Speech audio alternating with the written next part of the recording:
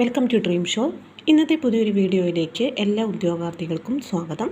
ഇന്നത്തെ വീഡിയോയിൽ നമ്മൾ ഡിസ്കസ് ചെയ്യുന്നത് ഡിവിഷണൽ അക്കൗണ്ടൻറ്റിൻ്റെ ക്ലാസ്സാണ്. ഡിവിഷണൽ അക്കൗണ്ടൻറ്റിൻ്റെ ക്ലാസ്സിൽ നമ്മുടെ സിലബസിൽ വരുന്നൊരു പ്രധാന ഭാഗമാണ് marginal costing and cost volume profit analysis.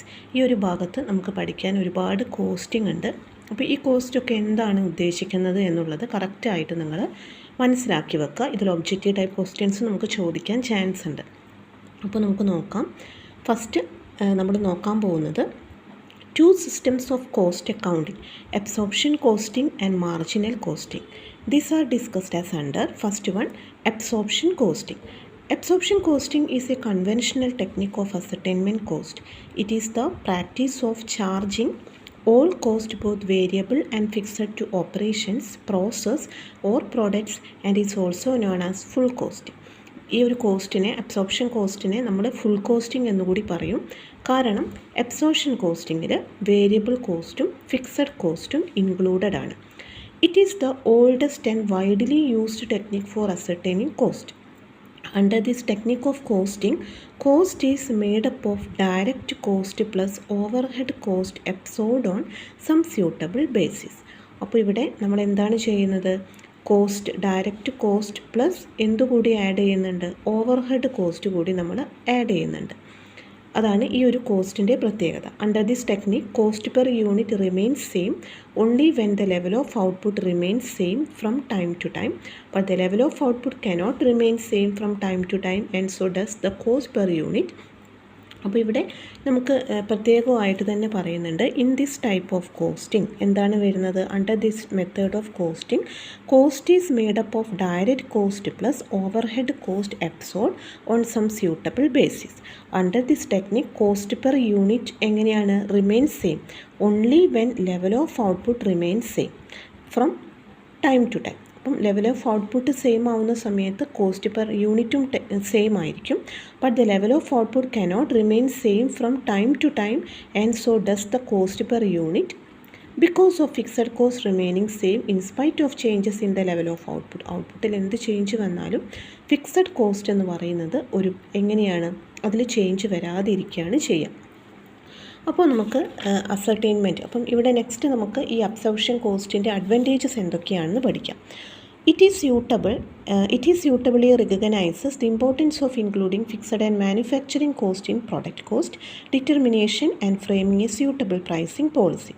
അപ്പോൾ ഇവിടെ ഓൾ കോസ്റ്റ് ആണിത് അല്ലേ, വേരിയബിളും ഫിക്സഡും കൺസിഡർ ചെയ്യുന്നതുകൊണ്ട് നമുക്കിവിടെ framing suitable price policy suitable ആണ്.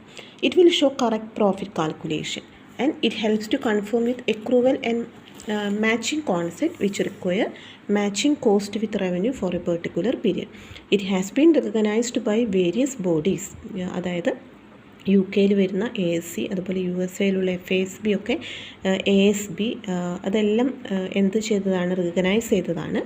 It avoids separation of cost into fixed and variable elements which cannot be done easily and accurately. It discloses inefficient or efficient utilization of production resources by indicating under absorption or over absorption or factory overhead. Disclosure. It helps to make the managers more responsible for cost and services provided to the centers. അപ്പോൾ ഇതെല്ലാം ഇതിൻ്റെ അഡ്വാൻറ്റേജിൽ വരുന്നതാണ്.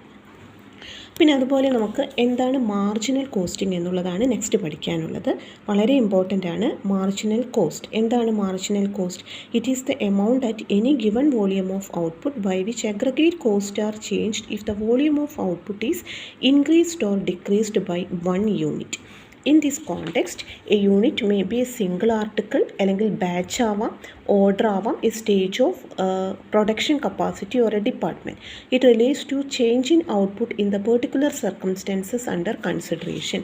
അതായത് an amount any given volume of ഔട്ട്പുട്ടിൽ വരുന്ന change ആണ്.